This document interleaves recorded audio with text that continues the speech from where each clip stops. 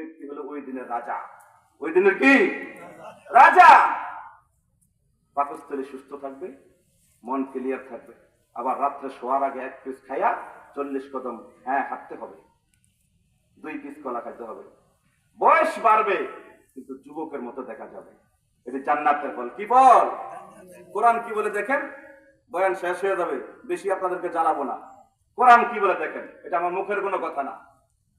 ফি সিদরিম মাখদুদ, এক একটা বড়ি হবে মটকির মতো বড় বড়। ওরে বাবা, এটি খাইবো কেমনে? মটকির মতো বড় বড়। তো মানুষগুলিও তো সেরকমই হবে নাকি? আমি মসজিদে মুসল্লিরে বলছি, হুজুর এটা খামু না গাছ দিন। একটা বড়ি হবে মটকির মতো বড় বড়। ফি সিদরিম মাখদুদ, মুসলমান বাবাজিরা, এক একটা বড়ি হবে মটকির মতো বড় বড়। বলে ওই বড়ি গাছের কোনো কাঁটা থাকবে না। দুনিয়ার বড়ি গাছে কাঁটা আছে কি নাই? দুনিয়ার বড়ি গাছে চুকা আছে কি নাই? দুনিয়ার বড়ির ভিতরে এরকম কষ কষ লাগে কি লাগে না?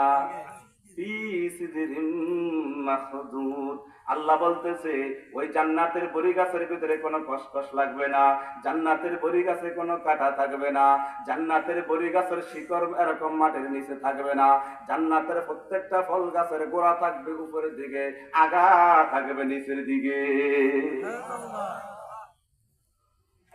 মুসলমান, দুনিয়ার ফল গাছগুলো, দুনিয়ার যত গাছ বলেন গোড়া কোন দিকে? মাটির দিকে শিকড়।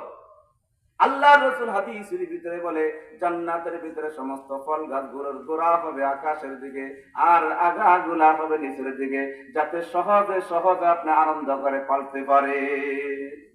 ফি সিদরিম মাখদুদ, বড়ি গাছে কোনো কাঁটা থাকবে না। 2 নাম্বার ফল, ওয়া তালহিম মানদুদ,